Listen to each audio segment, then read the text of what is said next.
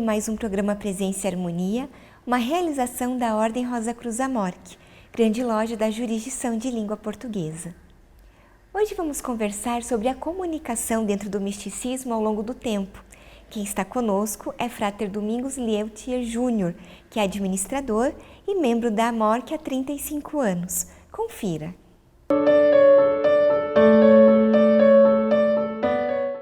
Frater Domingos, bem-vindo ao programa Presença e Harmonia. Muito obrigada por aceitar o nosso convite. Eu que agradeço a gentileza deste convite estar aqui. Obrigada. Frater, o nosso tema hoje, então, é sobre a comunicação dentro do misticismo ao longo do tempo. Certo. Nesse sentido, o Frater pode nos esclarecer, então, os conceitos de místico e misticismo? Sim, veja, no passado existia um conceito, que eu digo antigo, não é que isso tudo era relacionado a algo tenebroso, algo misterioso. Então, houve muita resistência, não é? Quem era místico, quem estudava o misticismo. De repente, uma pessoa estranha à sociedade. Mas o conceito moderno, quando, digamos, as pessoas começam a entender o que é isso, o misticismo, então, o que é? É o estudo, não é, das verdades universais e esse relacionamento com Deus. E quem é o místico? O místico é aquele que estuda exatamente isso, não é? Numa versão muito próxima, sem intermediários, não é? Mas na questão, eu te diria, da pureza desse estudo, que ele vai fazer com que ele cresça, inclusive espiritualmente. Sim. E, Frater, então, nesse sentido, o senhor pode nos explicar como que os místicos faziam o seu trabalho no passado? Isso é interessante. Veja, Vivian, no passado, a tradição, digamos assim, era passada oralmente. E essas escolas, então, ditas de mistério, que isso vem lá, remonta ao Antigo Egito, eles falavam o seguinte: as pessoas eram, como disse, oral, a tradição era oral, mas elas eram consideradas, veja, escolas de mistério, isso algo secreto. O que, ao longo do tempo, vem aí, digamos, um certo temor daqueles que não conheciam aquilo que era transmitido ou falado, como temeroso até. Mas se a gente voltar aí à evolução como um todo, inclusive do pensamento, do conhecimento, da abertura, a gente vê o seguinte, que isto foi se abrindo, estas ditas escolas de mistério, elas vieram e hoje muitas são chamadas, primeiro foram chamadas de secretas, hoje eu diria de discretas, que elas abrem o pensamento e desmistificam, aí sim, aquilo que era considerado misterioso demais. E que, na verdade, é a ciência, é o estudo profundo do conhecimento do divino, dessa relação do ser humano com a natureza, mas de uma forma mais natural. Então hoje eu diria que mudou, mas no passado era mais complicado. Hoje sim está mais claro, e a comunicação tem nos ajudado muito nisso, esta abertura. E o que mudou então, O Frater falou, nessa comunicação mudou. Então o que mudou entre o passado e os místicos atuais? Os atuais. Veja só, nós vimos no passado, então o primeiro era oral. Mas se a gente pegar lá, quer dizer, a evolução da comunicação como um todo, dessa questão de ciência e tecnologia que vem avançando em conjunto, a gente vê o seguinte, quer dizer, o homem das cavernas fazia pinturas, depois tinha pombo-correio.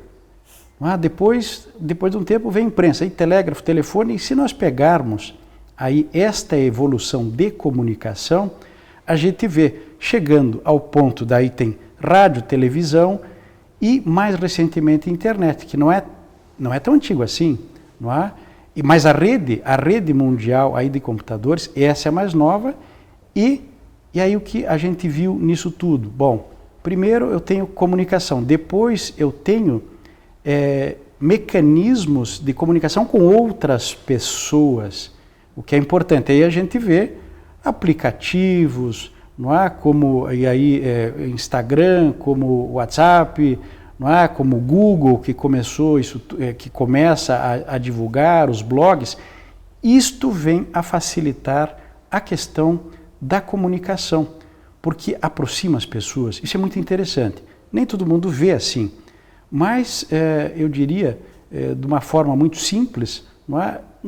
Eu vou dizer a minha experiência pessoal, muita gente na ordem, que a gente está aí há bastante tempo, consegui resgatar conversando com a pessoa no Facebook, por exemplo. Então as pessoas estavam, aspas, distantes, ela se aproxima de você porque ela te reconhece nesta rede, nesta mídia social, e você passa a trocar com elas informações. Eu diria, antes nós tínhamos certa dificuldade, mas era natural do momento. Então, a pessoa era por carta, por correspondência normal. Hoje eu consigo falar com gente da África, da Europa, das Américas, todos os dias. Essa facilidade é enorme. Isso melhorou, eu te diria, muito. E desmistificou também essa coisa dessa diferença e dessa distância. Então, isso, nessa transformação, impactou diretamente também na forma do místico fazer os seus estudos. Como que a gente pode manter essa essência, então, né, do buscador, do místico? Veja, o que é importante nesse mundo, vamos chamar contemporâneo, moderno, de comunicação mais fácil, é assim, claro, nós temos que ter, obviamente, o conhecimento, para eu poder separar o joio do trigo, eu diria. Há muita informação, nem toda informação é fidedigna, nem toda informação é correta, mas existem, aí sim eu diria, muita informação boa e positiva que nos facilita acesso. Esse acesso vai, digamos, de temas que antes eu teria que virar bibliotecas por longo tempo, e hoje eu com um clique, eu acho, esses dias recebi, muito interessante, alguém me passou, nessa questão de relação, a maior biblioteca mística do mundo, que eles têm temas altamente interessantes. Aí você vai dizer, mas e a língua? Você consegue, através do tradutor, que veja um outro facilitador, eu consigo ler, mesmo não tendo domínio sobre determinada língua, não é? Um tema específico. Então isso, eu diria, me impressiona a velocidade com que você consegue a informação. E isso nos aproxima. Outro dia eu estava conversando com uma sogra nossa, e ela me dizendo, na convenção recente que nós tivemos, ela disse assim, olha, eu preciso pegar um barco, vai quase 6 horas, para chegar no ponto, para depois pegar o avião para vir para cá. Então, imagine o que é isso. O Brasil é continental. E países que têm grande extensão territorial, isso é mais complicado. Agora, isso vem nos facilitar, porque, como nós tivemos no Dia Nacional Rosa Cruz, eu estive presente, mas foi uma live, né, ao vivo, que quem está longe pôde ver o grande mestre falando sobre o que é o rosacrucianismo, nesse momento, uma forma rápida, próxima, e isso eu diria, agrega e associa melhor as pessoas, elas se reconhecem mais rapidamente. Claro, é mais fácil a gente estar ao vivo, mas quando não dá, então o sentido desta comunicação moderna é muito positiva, ela aproxima pessoas. E o que os místicos estudam? A gente falou um pouco sobre aquela diferença entre misticismo e o místico. Sim. Mas realmente, então, o que é o que o místico estuda? Essa busca, eu te diria, a busca das verdades universais, não tendenciosas, não sectárias, não dogmáticas, isso é o que ele busca, em essência.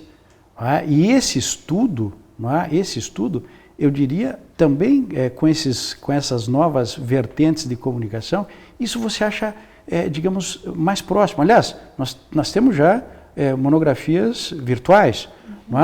Veja que facilidade. Não tem o correio, mas eu vejo isso imediatamente. Eu estudo o tema imediatamente. Então, eu diria, eu fico realmente encantado com o que a gente tem hoje de contemporâneo, moderno, enfim. E, Frater, no decorrer dos tempos, os místicos adequaram a linguagem para se adaptar aos novos tempos e às novas tecnologias? Isso foi sempre assim? Você veja, a impressão que eu tenho é assim, como a coisa, vamos dizer assim, era guardada, não a 7 chaves, mas o conhecimento verdadeiro, ele sempre foi preservado. Então, para também isso não banalizar, de certa maneira, como eu disse, isso era guardado, não é? Mas aos poucos isto vem sendo aberto de uma maneira gradual, correta, e que as pessoas conseguem entender melhor que não há o mistério. Não é? Havia talvez guardar um conhecimento que, se você divulga antes de hora, isso é curioso. Se você divulga antes de hora, a pessoa não compreende o conceito.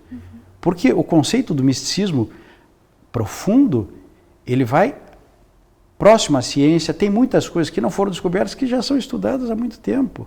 Não é? Então, se você divulga isso antes de hora, isso pode gerar até uma confusão aí no meio, não é?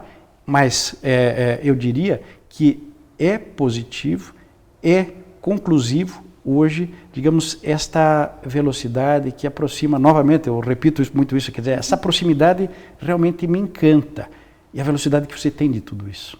Sim.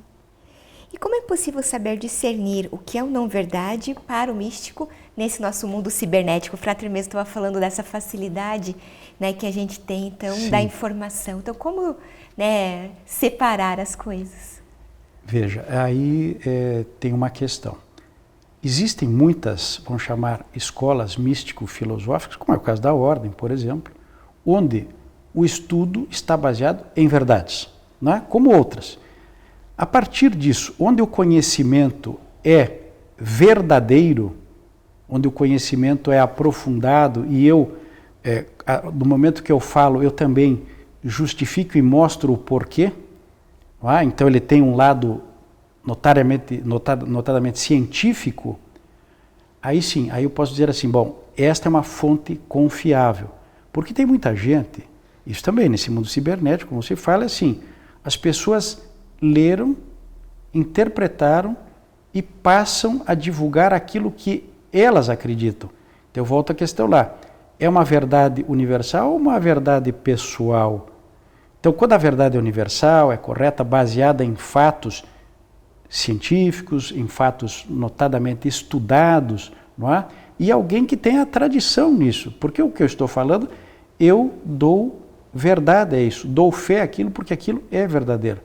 Então, o que diferencia, eu diria, é conhecimento para poder, nessa hora, separar, volta à questão, o joio do trigo, né? Porque tem muita gente que inventa coisas, e aí vem aquilo, né? Falsos profetas, que eles pegaram, eles falaram, eles inventaram, e quando vem no lado pessoal, as pessoas dizem assim, eu acho que esse é um problema. Então, ainda acho que também nesse sentido, né? Nós estamos falando dessa questão da diferença, de saber o que realmente acreditar naquilo que a gente acessa. Certo. E também que cuidados o místico, o buscador, ele deve tomar, então, nessa difícil jornada, né, do acesso à internet. Além dessa questão, dessa busca, dessa separação. Veja, mais uma vez assim, você tem aquilo que você estuda, você tem que compreender quem é a fonte, qual é a fonte, de onde ela vem, para eu ter certeza de que aquilo não é algo, não é? Porque hoje tem o termo atual, fake news, não é? Se isso se é fake, se é mentira, se é uma invenção, que tem muita coisa, não é? Então, se você vai sabendo que a fonte é verdadeira, que a fonte é correta, que a fonte traz informação fidedigna, aí você pode confiar, vá em frente, estude, porque esse é o mundo moderno. Você sabe que eu lembro uma coisa curiosa, o mundo, não é? Ele mudou muito, ele evoluiu nesse sentido de comunicação. E a gente vê que esta é uma linguagem, não é, que não tem volta. Não tem volta. Tem uma imagem curiosa, que aparece volta e meia na internet, que é assim, eles deram para uma criança uma revista normal, revista, para folhear. E deram na mão, uma criança pequena, e ela pega com o dedo e ela tenta movimentar como se fosse, não é? Movimentando a tela, não é? Não papel. Então veja, ele já está num mundo diferente, não é? Que o mundo real dele é esse, não é? Agora, nós temos que nos adaptar e dentro disso continuarmos estudando fontes verdadeiras. E a figura do mestre ainda é importante para o buscador, né, nesse sentido? Veja, eu acho que quem aí estuda o misticismo, que diz assim, busca verdades, não é, universais, sempre existe essa figura do mestre. Quem é o mestre? Não é? Começa com o mestre interior, da sua busca, de todo o seu trabalho que você vai estudando. Não é? Existem naturalmente aqueles que nos parecem, enquanto exemplo, mestres físicos, não é? Que preservam a tradição e que nos trazem conhecimento e que nos inspiram a continuar. Quer dizer, a tradição tem um pouco disso. Eu tenho para trás, não é? Aquele que veio, transmitiu, me trouxe com exemplo para que eu vá para frente e, quem sabe, né, eu em algum momento consiga efetivamente seguir aqueles ensinamentos que me foram dados. Então é fundamental essa figura. E recentemente, né, o Frater mesmo já comentou que a GLP então disponibiliza os seus estudos também, né, como modelo também digital. E esse formato, como que o Frater avalia isso? É positivo? Está inserido nesse contexto que a gente está conversando? Sim, veja, eu fui recentemente num evento em São Paulo e lá eles comentaram o seguinte, tem um evento mundial chamado F8, que é F8 do Facebook. E o que eles mostraram ali?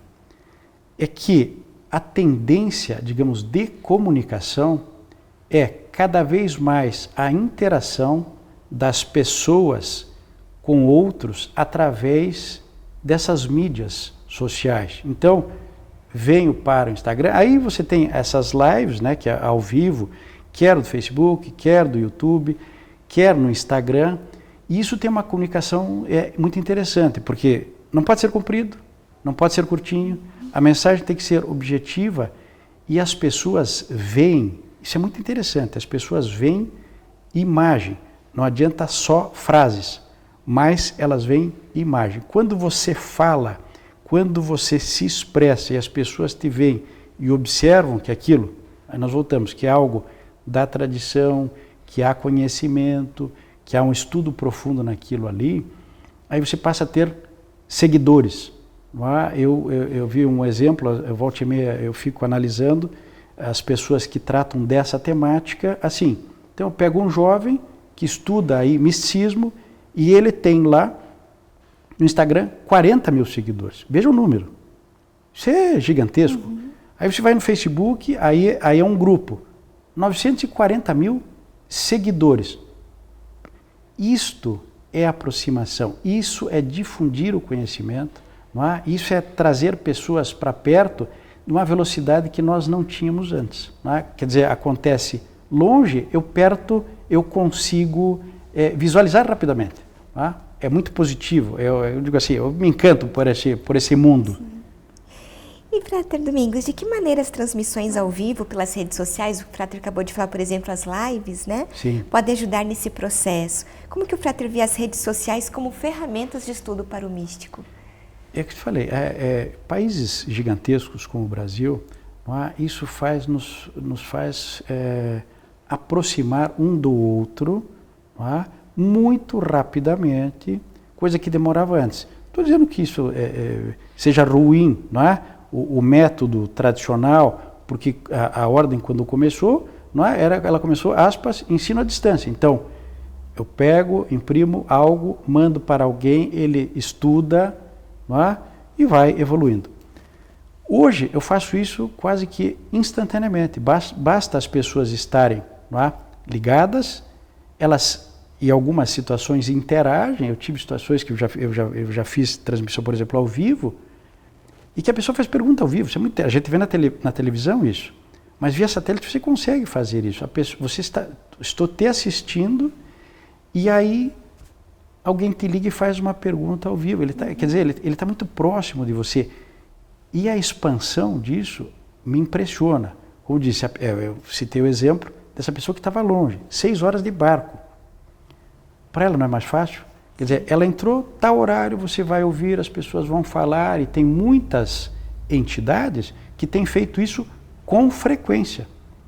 Por quê? Porque você traz a pessoa para perto de você.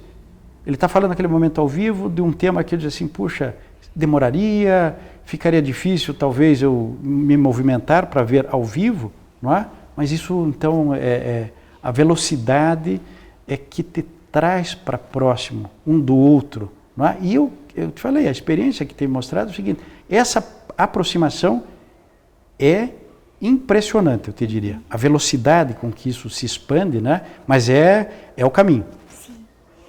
E, Frater, o encontro presencial para vias de estudos não fica prejudicado com essa questão nova do acesso ao estudo, por exemplo, ou do material?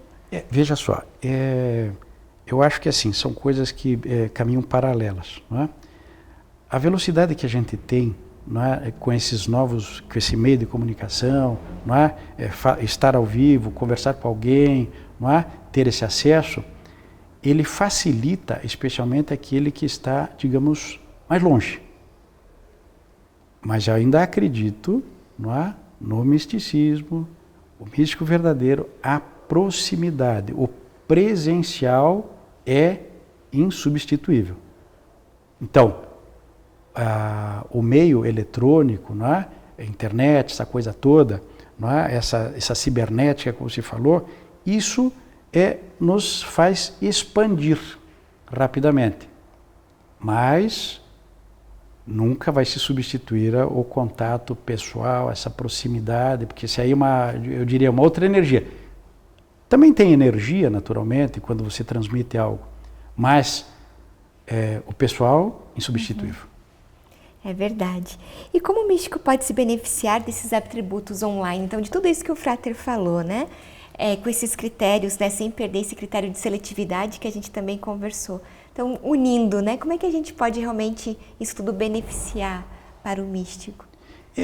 O que eu acho que essa seletividade que a gente diz é o seguinte: o que eu quero estudar, o que eu vou pesquisar, e aí sim, com esse acesso, mas eu tenho que ter uma linha muito bem direcionada. Por quê?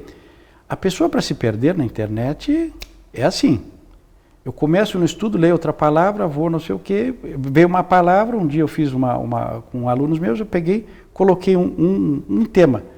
Apareceram 20 mil páginas para serem pesquisadas. Ora, mas é porque eu dei o tema genérico. Então eu tenho que ir para o tema específico e dentro daquilo, aí, com conhecimento, com essa seletividade, eu começo, aí sim, o que eu quero estudar. Porque quanto mais você definir, por exemplo, isso é interessante no Google, quanto mais você definir, o maior número de palavras, maior é a definição do que vai aparecer. Se eu dou uma palavra genérica, ele abre tudo. Se eu vou, digamos, aumentando o específico, ele também vai te colocando para um campo mais específico, e depois, essa inteligência artificial, que é muito interessante também, ele começa, daqui a pouco, você ver, se você entrar no Facebook, se você entrar no Instagram, se você entrar mesmo no Google, ele começa daqui a pouco a te sugerir temáticas ou temas para você estudar. Isso é fantástico, né? Quer dizer, tem alguém pensando comigo, não é? Mas acho que é essa linha de raciocínio que nós teríamos que seguir. E, Frater, o senhor acredita que grupos de discussão online também são benéficos, principalmente para essa troca, né, de estudos entre estudantes do misticismo? Aí volta a história do critério. Não é? Então é assim, se a pessoa, aquele que tem ou dirige o grupo, ou existe um grupo, ele eu diria, muito equilibrado para isso, ele é isento do lado pessoal, isto vai bem. Se for alguém tendencioso que dirige um grupo, isso passa aquela história da pessoa pensar que ele sabe mais que o outro, que ele quer inserir alguma ideia dele naquele grupo. Então, voltamos à história do critério. Eu tenho que ter um critério, eu tenho que entender bem quem está por trás disso, porque uma vez me deram um livro, Domingos tem um livro maravilhoso, né? Vou voltar a essa história do tema. Eu fui ler e digo, mas o que é isto? Não é? Baseado na cabeça da pessoa. Ela interpreta, vamos chamar assim, temas universais, não é? Esta verdade universal, e ele passa a ser tendencioso. Então, eu quero implantar nesse momento o que eu acho. E aí, que eu digo, critério é uma coisa que a gente vai ter que ter com o tempo, mas você vai aprendendo. Isso assim, quanto mais você, acho que utiliza, melhor você fica também. Você começa a ver o que é certo, o que é errado, o que é tendencioso, o que não é tendencioso, mas isso faz parte daí desse mundo cibernético. Frater Domingos, o senhor gostaria de deixar uma mensagem para quem nos assiste? Gostaria, mas eu vou ter que ler. Eu não lembro tudo de cabeça, Sem mas eu vou ler aqui, não tem problema? De forma alguma. Eu vou ler aqui, que eu acho que a temática é interessante. Quem é desperto e busca a espiritualidade dentro de si, nutre a paz e a harmonia. Apesar de estar vivendo num inconsciente coletivo poluído, nós temos a capacidade de sair das ilusões do ego para vivenciarmos momentos profundos de alegria e plenitude, influenciando a motivação do nosso próximo. Uma pessoa em equilíbrio espiritual é um gerador de energia positiva que emana à sua volta as bênçãos da luz. A tolerância, compaixão, paciência são companheiras da jornada evolutiva. Precisamos respeitar e compreender que cada ser humano está em um nível evolutivo, que não necessariamente é o mesmo que o nosso. Se nós buscamos a espiritualidade, vamos encontrá-la. Nossa visão da vida fica ampliada, as soluções de vida otimizadas, podemos desfrutar dessa energia e emanar por onde formos. Não importa qual é a sua religião, ou mesmo se você encontrou Deus dentro de si. A diferença é o nível elevado de consciência em que você vive, semeando e gerando boas sementes em todas as direções da vida. Obrigada, Frater Domingos. Linda mensagem. Muito obrigada por participar conosco hoje. Eu que agradeço a gentileza. Obrigada. Aproveito para lembrar do nosso e-mail, presençaharmonia@morc.org.br. É muito importante para nós essa via de comunicação que nós temos com você que nos assiste. Agradecemos a participação conosco hoje e até o nosso próximo encontro. Paz profunda.